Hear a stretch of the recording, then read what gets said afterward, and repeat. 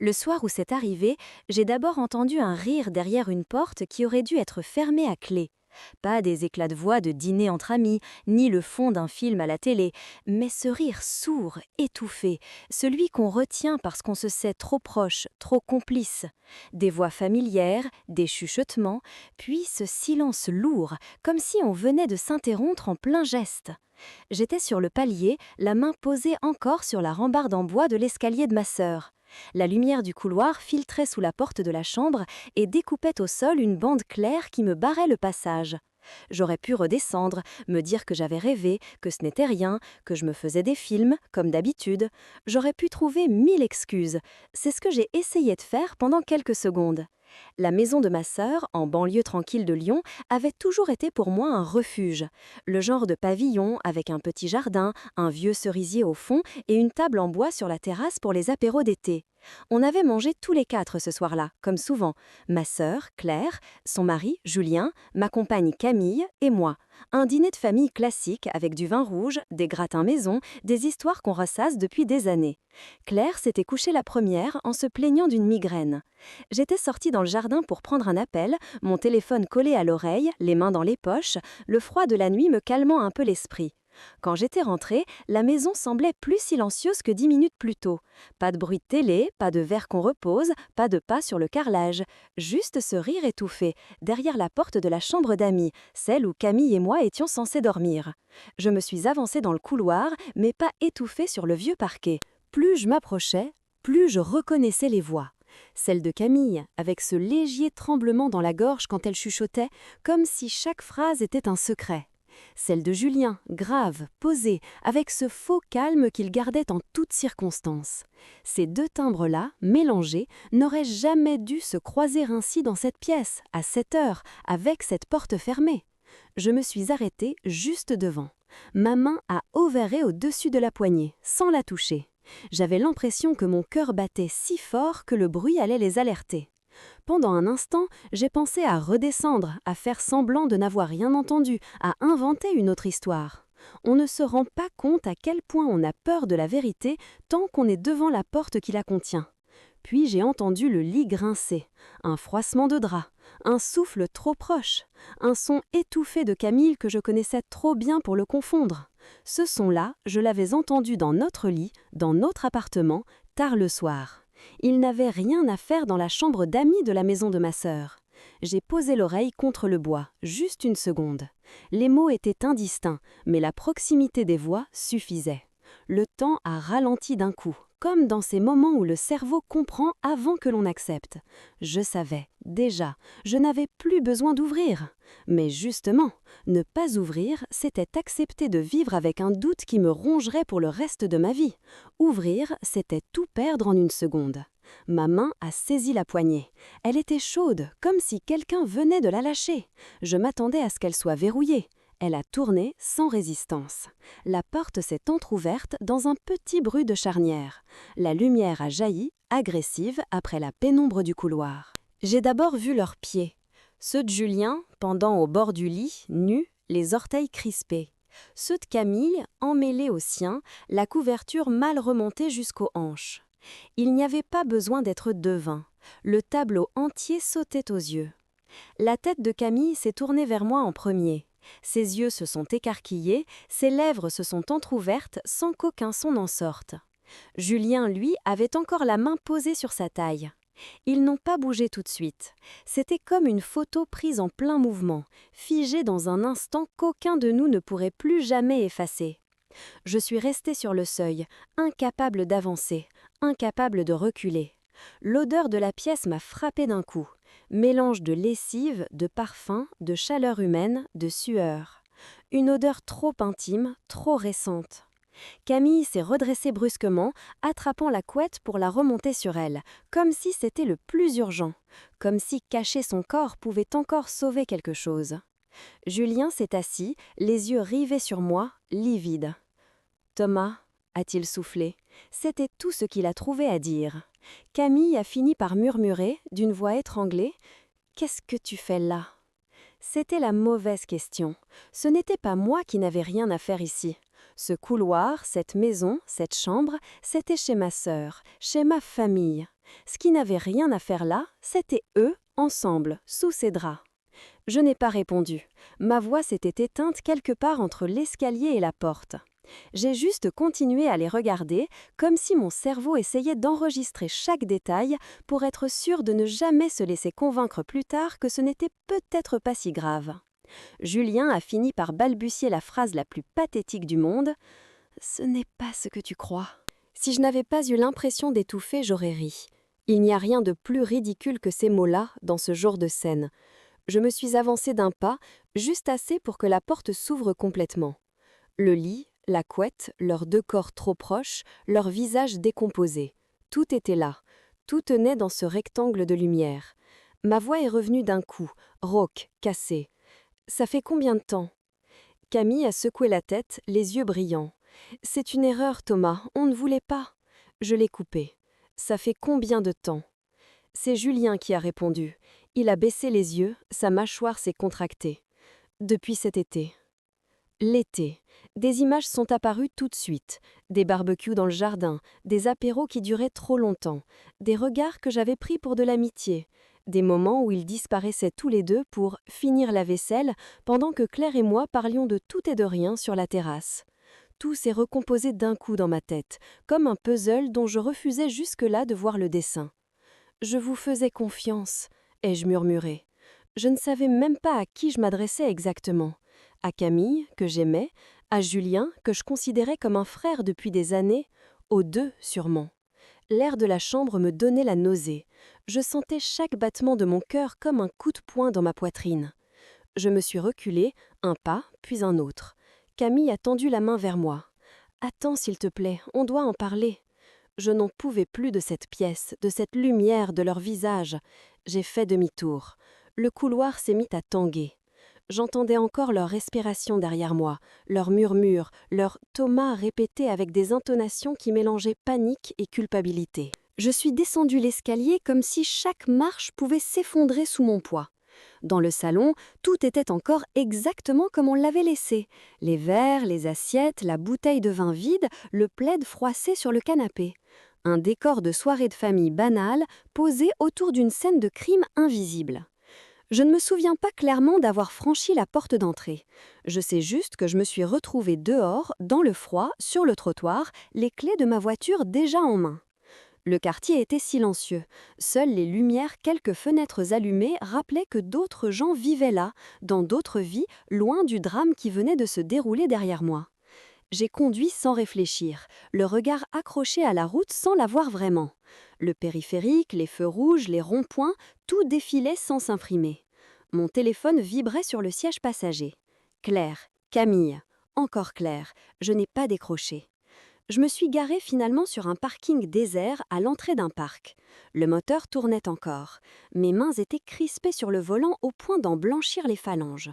Quand j'ai enfin lâché, la douleur dans mes doigts était presque agréable comparée à ce qui m'écrasait la poitrine. J'ai regardé mon téléphone. Les messages de Camille défilaient. « Je t'en supplie, réponds-moi. On doit parler. C'est moi qui vais lui dire. Ne le fais pas. Je suis désolée. » Désolée, quel mot ridicule. On dit désolé quand on arrive en retard à un rendez-vous, pas quand on a couché des mois avec le mari de la sœur de la personne qu'on prétend aimer. Je n'ai répondu à aucun message. J'ai fini par rentrer chez moi au petit matin, vidée, les yeux brûlants.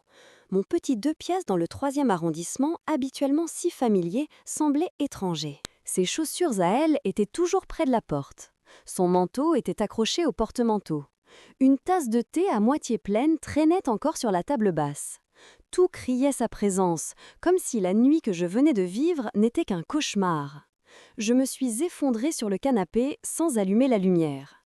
Je ne sais pas combien de temps je suis restée là, à fixer le plafond. Mon téléphone a vibré à nouveau. Ce n'était pas Camille cette fois, c'était Claire. « Tu peux venir ?» Je me suis redressée d'un coup. Elle ne savait rien. Elle était là-bas, dans cette maison, avec ce mari qui avait passé la nuit à faire semblant que tout allait bien. Elle sentait que quelque chose clochait, forcément. On ressent toujours quand quelque chose se fracture dans notre dos. Je l'ai rappelée. Sa voix était tendue. « Il y a un truc qui ne va pas, Thomas.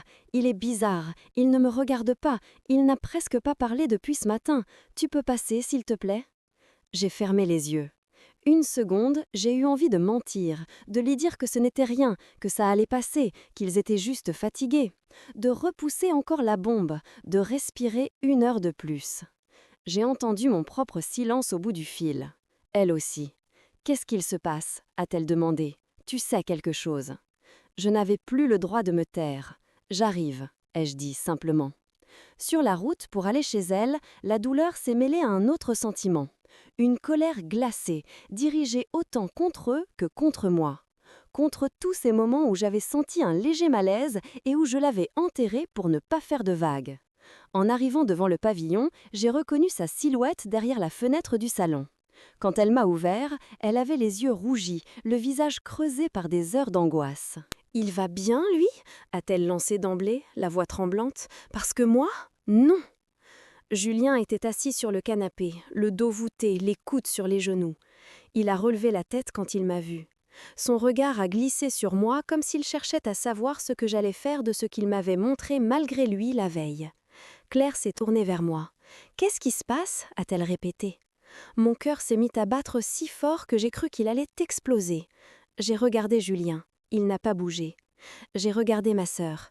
Je l'ai vue comme quand on était enfant, assis tous les deux sur le lit en parlant de nos peurs pendant que nos parents se disputaient dans la cuisine. Je l'ai vue avec ses cahiers de lycée, ses examens, ses premiers boulots, ses premières ruptures, moi toujours là pour la ramasser. Je ne pouvais pas la laisser dans le mensonge. « Il te trompe », ai-je dit. Le silence qui a suivi a été presque irréel. Même la rue dehors semblait se taire. Claire m'a fixée, la bouche entr'ouverte, comme si elle n'avait pas compris les mots. « Quoi ?» Julien s'est levé, main tendue vers elle. « Claire !» Elle l'a fusillé du regard. « Avec qui ?» a-t-elle demandé, sans quitter mon visage. Mes lèvres se sont asséchées d'un coup. J'ai eu envie de reculer, de désigner une inconnue, un prénom tiré au hasard, n'importe qui ne l'enfoncerait pas plus profond. Mais le mensonge ne pouvait plus servir de pansement. Il était le couteau. « Avec Camille », ai-je répondu. Claire a vacillé comme si je venais de lui porter un coup physique. Ses genoux ont lâché. Elle s'est laissée tomber sur le tapis, ses mains agrippant la table basse pour ne pas s'écrouler complètement. Un son déchirant est sorti de sa gorge, quelque chose entre un cri et un sanglot étranglé. Julien a fait un pas vers elle. « Je suis désolée », a-t-il dit. « Elle a levé la main pour l'arrêter sans même le regarder. « Tais-toi », a-t-elle soufflé. « Tais-toi ». Ses yeux se sont remplis de larmes si vite que je n'ai pas eu le temps de voir la transition entre le choc et l'effondrement. Elle s'est tournée vers moi. « Tu as vu ? Depuis quand, tu sais ? » « Depuis hier soir. Chez moi ?» J'ai hoché la tête. Elle s'est mise à trembler de tout son corps. Dans ma maison, dans mon lit d'amis, avec ma belle-sœur. Elle s'est redressée brusquement, a titubé jusqu'à Julien, l'a regardé droit dans les yeux. « Depuis quand ?» Il a baissé la tête. « Quelques mois. »« Quelques mois » a-t-elle répété, comme si les mots avaient un goût dans sa bouche. « Depuis quand exactement ?»« Depuis cet été. » Je l'ai vu revoir mentalement les barbecues, les déjeuners, les week-ends où on était tous ensemble. Chaque souvenir s'est retourné contre elle comme un verre brisé. Elle a éclaté. « Sors !» a-t-elle dit, la voix blanche. Julien a cligné des yeux comme s'il n'avait pas compris. « Claire, s'il te plaît, il faut qu'on... »« Sors !» a-t-elle répété plus fort. « Sors de ma maison !»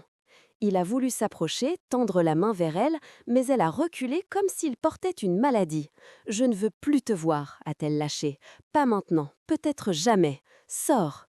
Il m'a jeté un regard désespéré, comme si j'allais venir à son secours. Je n'ai pas bougé. Il a pris ses clés, son téléphone, mais ni sa veste ni ses chaussures de ville posées à côté de la porte. Il est sorti comme ça, le visage en lambeaux. Quand la porte s'est refermée, Claire s'est laissée tomber sur le canapé. Ses mains couvraient son visage. Ses épaules se soulevaient en sursauts irréguliers. Je me suis assis près d'elle, mais elle m'a repoussée d'un geste, non pas de colère, mais parce que la douleur prenait toute la place.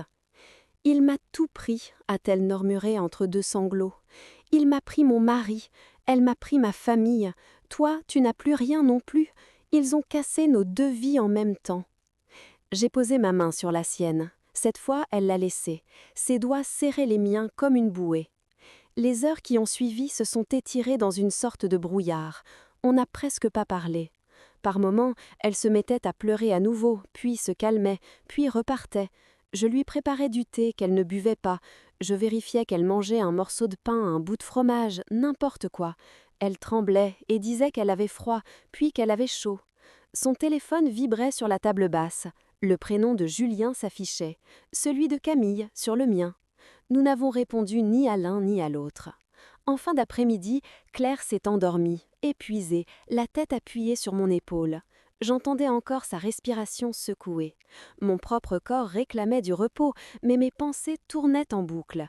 L'image du lit, leurs deux silhouettes, leurs regards quand j'avais ouvert la porte, les rires de cet été, le regard de Julien quand on faisait griller des merguez le soir dans ce même jardin. Le téléphone de Claire a vibré encore. J'ai jeté un œil. Message de Camille cette fois. Je suis désolée. J'ai éteint l'écran. Le soir venu, Claire s'est réveillée, la voix rauque. « Il faut que je dise à maman », a-t-elle soufflé.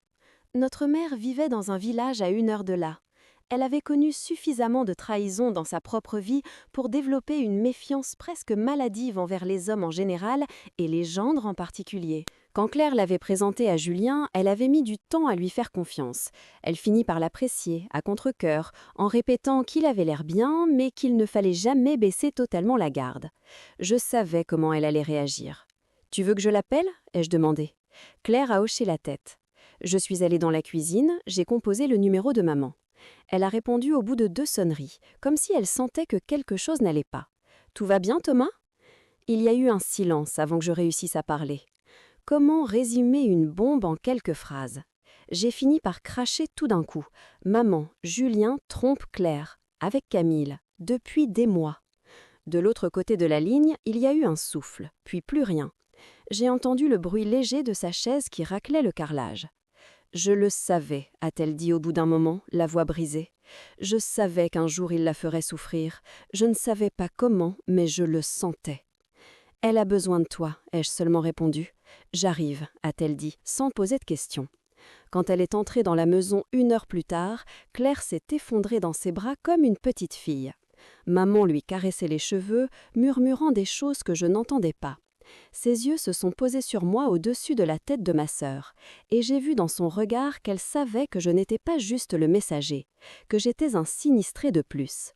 Je me suis éclipsée dans le couloir, laissant un peu d'espace à ce duo mère-fille brisé. Mon téléphone a vibré encore, une dernière fois avant que je prenne ma décision.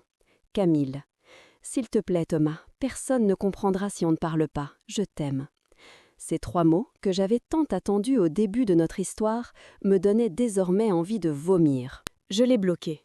Le geste a été simple, mécanique. Le vide après, beaucoup moins. Je suis revenue dans le salon. Claire s'était calmée un peu. Maman nous a regardés l'un après l'autre. « Vous restez ici ce soir », a-t-elle dit. « On ne prend pas de décision à chaud. On survit à la journée. C'est tout. » J'ai passé la nuit sur le canapé, à fixer le plafond, incapable de fermer l'œil. J'entendais Claire sangloter par moments dans sa chambre d'amis, avec maman près d'elle. La douleur, là-bas, avait la même couleur que la mienne ici. On était 2 à se faire arracher le cœur par les mêmes mains. Au petit matin, j'ai préparé du café. J'avais des gestes automatiques, appris par des années de réveil ordinaire. Remplir la cafetière, allumer la plaque, sortir des tasses. Tout paraissait absurde. Claire est descendue, les yeux gonflés, les cheveux en bataille. Elle s'est assise à table et a entouré sa tasse de ses mains, comme si la chaleur pouvait la recoller. « Tu vas faire quoi ?» m'a-t-elle demandé après un long silence. Je n'avais pas de réponse claire. Peut-être que j'allais déménager, peut-être que j'allais changer de ville, peut-être que je n'allais rien faire du tout, sauf respirer, un jour après l'autre. Je ne sais pas, ai-je admis, mais je sais ce que je ne ferai pas, je ne lui pardonnerai pas. Elle a hoché la tête lentement. Moi non plus. Vers midi, la sonnette a retenti. Claire et moi avons sursauté en même temps. Maman était remontée se reposer un peu. L'air dans le salon s'est figé. « N'ouvre pas », a soufflé ma sœur. La sonnerie a retenti à nouveau, suivie de coups plus insistants. J'ai jeté un coup d'œil par la fenêtre. Julien était sur le pas de la porte. Il avait l'air plus vieux de 10 ans, les traits tirés, les yeux rouges. « Je vais lui parler », ai-je dit. Claire m'a agrippé le bras. « Pas de scène », a-t-elle murmuré. « Je n'ai plus la force. Dis-lui juste de partir. » J'ai ouvert la porte à moitié. Le froid de devoir s'est engouffré dans le couloir. Thomas, il faut que je lui parle, a-t-il commencé. Sa voix tremblait. S'il te plaît, juste 5 minutes. Non, ai-je répondu. Pas aujourd'hui. Elle ne répond pas à mes messages, elle ne décroche pas, je dois lui dire. Tu lui as déjà dit tout ce qu'elle avait besoin d'entendre, l'ai-je coupé, avec ton comportement. Ses épaules se sont affaissées. J'ai fait une connerie, a-t-il murmuré. Un oubli, c'est une connerie, ai-je répondu. Une liaison de plusieurs mois avec la compagne de ton beau-frère, c'est un choix répété. Ne te cache pas derrière ce mot. Il a relevé la tête vers moi, les yeux mouillés. Je l'aime, a-t-il dit, et j'ai compris qu'il parlait de Claire. Je veux réparer. Claire, derrière la porte entrebâillée, a dû entendre. J'ai entendu un sanglot étouffé venant du salon. On ne répare pas ça comme on répare une étagère, ai-je répliqué. On ne recolle pas une confiance piétinée. Tu dois partir. Laisse-moi au moins lui dire que je suis désolée, a-t-il insisté. Je lui dirai, ai-je répondu. Maintenant pars. Pendant une seconde, j'ai cru qu'il allait perdre son sang-froid, me crier dessus, se justifier, pointer du doigt Camille, me dire que je ne pouvais pas comprendre. Il n'en a rien fait. Il m'a juste regardé avec une tristesse que j'aurais pu trouver sincère si je ne savais pas ce qu'il allait faire la veille, le mois d'avant, l'été dernier. Tu avais raison quand tu disais que tu me considérais comme un frère, a-t-il soufflé. Et moi, je t'ai trahi comme le pire des étrangers. Je suis désolée, Thomas. Je n'ai rien répondu. Les mots ne servent plus à rien à un certain niveau de destruction. Il a fini par reculer, descendre les quelques marches du perron, monter dans sa voiture. Il a regardé la maison encore une fois. Puis il est parti. Je suis restée un moment sur le seuil, à regarder la rue vide, les volets fermés d'en face, un chat qui passait sur le trottoir en m'ignorant complètement. La vie autour continuait, imperturbable. Quand je suis retournée au salon, Claire était recroquevillée à l'extrême bord du canapé, les genoux sous le menton, les bras serrés autour d'elle. « Il ne reviendra pas, ai-je dit. Pas aujourd'hui. » Elle a hoché la tête sans me regarder. « J'ai mal partout, a-t-elle murmuré. J'ai l'impression qu'on m'a arraché quelque chose à l'intérieur. » Je me suis assis près d'elle. « C'est ce qui s'est passé, ai-je répondu doucement. On t'a arraché une vie. » Ils t'ont arraché la tienne aussi, m'a-t-elle rappelé. On est restés côte à côte, sans parler, le regard perdu dans le vide. Maman nous a rejoints plus tard, posant une main sur chacune de nos épaules, comme si elle pouvait nous maintenir tous les deux debout par la seule force de sa présence. Quand je suis finie par rentrer chez moi ce soir-là, j'avais l'impression de quitter un champ de bataille en laissant derrière moi quelqu'un encore au sol. Mais maman était là. Claire n'était pas complètement seule. En ouvrant la porte de mon appartement, le silence m'a frappée. J'ai tout de suite senti son odeur à elle. Son parfum léger, un mélange de fleurs blanches et de vanille, imprégné dans les coussins, dans l'écharpe sur le dossier de la chaise. J'ai pris cette écharpe dans mes mains, je l'ai serrée fort, puis j'ai dû la lâcher avant de la déchirer. Les objets de Camille étaient partout.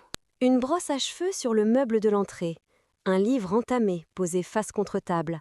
Un paquet de biscuits oubliés sur le plan de travail. Chaque détail me ramenait à des soirs banals, des dimanches sous la couette, des plaisanteries, des disputes, des réconciliations. Tout ce qui faisait une vie à deux. J'ai sorti une valise du placard, puis je l'ai refermée. Je n'étais pas encore prêt à trier, jeter, empaquer. C'était encore trop tôt pour transformer notre quotidien en carton. Au lieu de ça, je me suis assise sur le sol du salon, le dos contre le canapé, les jambes étendues, les yeux fixés sur un point invisible. La nuit est tombée sans que j'allume la lumière. Les voitures passaient en bas de l'immeuble, des voix montaient par la fenêtre entr'ouverte. Des voisins rentraient les bras chargés de sacs de courses, des enfants réclamaient une glace, quelqu'un rigolait au téléphone sur le trottoir. La ville continuait, indifférente, comme si le monde ne s'était pas écroulé dans un pavillon de banlieue quelques heures plus tôt. Je ne sais pas combien de temps je suis restée comme ça. À un moment, j'ai compris quelque chose de très simple, presque brutal. Nous n'avions pas été trahis par de vagues connaissances, pas par des inconnus croisés dans un bar, pas par des erreurs d'une nuit. Nous avions été trahis par les personnes que nous avions laissées entrer le plus loin dans nos vies. Les personnes pour lesquelles on se serait levé en pleine nuit pour aller chercher un médicament de garde, qu'on aurait défendu face au reste du monde, qu'on aurait excusé 1000 fois. C'est ça, la trahison quand elle vient de la famille. Elle ne se contente pas de casser une relation. Elle fissure tout ce qui te permettait de croire que le mot chez nous avait un sens. Pour Claire et moi, cette nuit-là a tout redessiné. Nos couples n'existaient plus. Nos projets n'existaient plus. Les repas de famille du dimanche, les vacances à 4, les blagues qui faisaient référence à des moments passés ensemble, tout ça venait d'être rangé dans une pièce fermée à clé où il était trop douloureux de remettre les pieds. Il ne restait plus qu'elle et moi, deux survivants d'un accident dont on connaissait les responsables. Deux personnes qui allaient devoir réapprendre à marcher sans les épaules auxquelles elles avaient pris l'habitude de s'appuyer.